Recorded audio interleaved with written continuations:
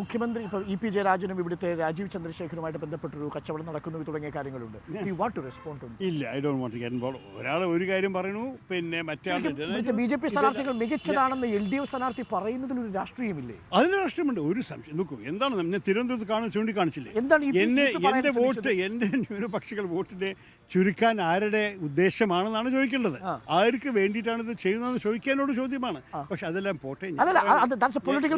നോക്കൂ സാർ, കമന്റും ന്യൂനപക്ഷ വോട്ടുകൾ മറുഭാഗത്തെത്തിക്കാൻ ബോധപൂർവമായ ശ്രമം നടക്കുന്നു എന്ന് പറഞ്ഞാൽ there is an understanding between BJP and CPIM. ഞാൻ കാരണങ്ങളൊന്നും പറയുന്നില്ല, ഞാൻ കാണുന്നത് മാത്രമേ ചൂണ്ടിക്കാണൂ. നോക്കൂ, ഞാൻ ഈ 15 വർഷക്കാലം ജയിച്ചിരിക്കുന്നത് ഒരു മനുഷ്യനെയും ആക്ഷേപിക്കാതെയും ആരുടെ എതിരെ ആരോപണം പറഞ്ഞിട്ടുമല്ല. ഞാൻ എൻ്റെ സ്വന്തം കഴിവ് ജനങ്ങളുടെ മുമ്പിൽ വെച്ചിട്ടും എൻ്റെ പ്രവർത്തനത്തിൻ്റെ ക്വാളിറ്റി ജനങ്ങൾ കാണിച്ചു കൊടുത്തിട്ടും അവരുടെ ദുഃഖത്തിലും ബുദ്ധിമുട്ട് കാലത്തിലും, അത് സൈക്ലോൺ ഓഖിയായ സമയത്തായ ശരി, പ്രളയമായ സമയത്തായ ശരി, കോവിഡായ സമയത്ത്, എല്ലാറ്റിലും എൻ്റെ കഴിവ് അവർക്ക് കാണാൻ സാധിച്ച കാര്യം ഞാൻ അവരൊപ്പം ആദ്യത്തെ നിമിഷം മുതൽക്ക് ഇറങ്ങിയ ഒരു വ്യക്തിയായുള്ള ട്രാക്ക് റെക്കോർഡുകൊണ്ട് ഞാൻ ചൂണ്ടിക്കാണിച്ചു. ഇന്നലെ എൻ്റെ ചർച്ചയിൽ പറഞ്ഞത് താങ്കളുടെ ഓഫീസ് പബ്ലിക്കിന് ആക്സസിബിൾ അല്ല എന്ന്. തീരെ എത്ര വലിയ ഓഫീസിൽ നിങ്ങൾ പുളിമൂട്ടിൽ പോയി കണ്ടോളൂ, എത്ര ആൾക്കാർ ഇരിക്കേണ്ട സ്ഥിരം. ഇപ്പോൾ അതിലത്തെ 2-3 ആൾക്കാർ തിരഞ്ഞെടുപ്പിന് ഇറങ്ങിയതിൻ്റെ ഒപ്പം.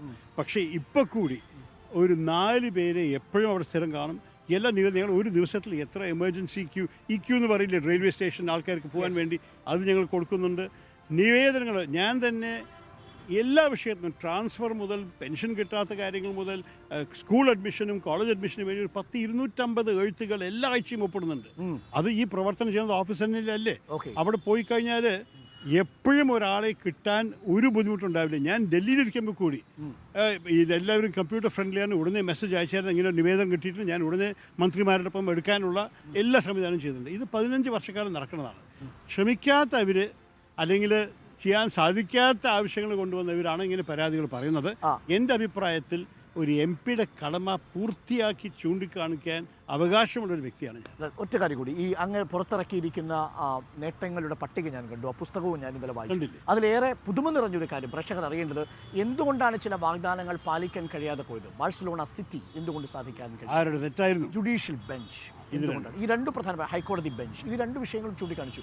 സാധാരണ രീതിയിൽ MP-മാരുടെ ഇത്തരം പ്രകടന പത്രികകളിലോ MP-മാരുടെ ഇത്തരം പാംഫ്ലെറ്റുകളിലോ അത് കാണാറില്ല, നടപ്പാക്കാൻ കഴിയാതെ പോയത്. ഞാൻ എല്ലാ കാര്യങ്ങളും തുറന്ന് കാണിക്കുന്ന ഒരു വ്യക്തിയായിട്ടാണ് ജനങ്ങളെ അറിയപ്പെടുന്നത്. ഞാനൊന്നും ഒളിക്കില്ല.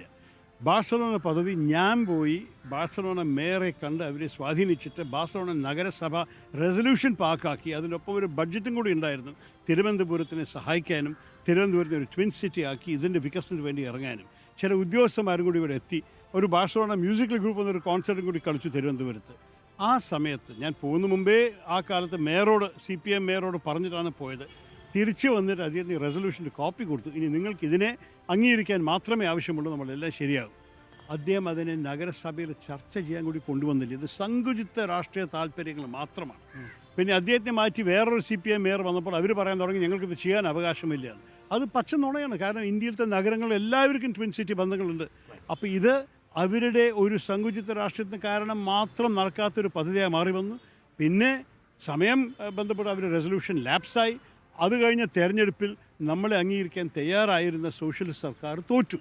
അതോടെ ബാഴ്സലോണ പദ്ധതി തീർന്നു. പക്ഷേ ഇതിൻ്റെ ഒരൊറ്റ കുറ്റക്കാരൻ ഈ നഗരത്തെ ഇത്ര മോശമായി ഭരിക്കുന്ന ലെഫ്റ്റ് സർക്കാരിൻ്റെ മാത്രമാണ്.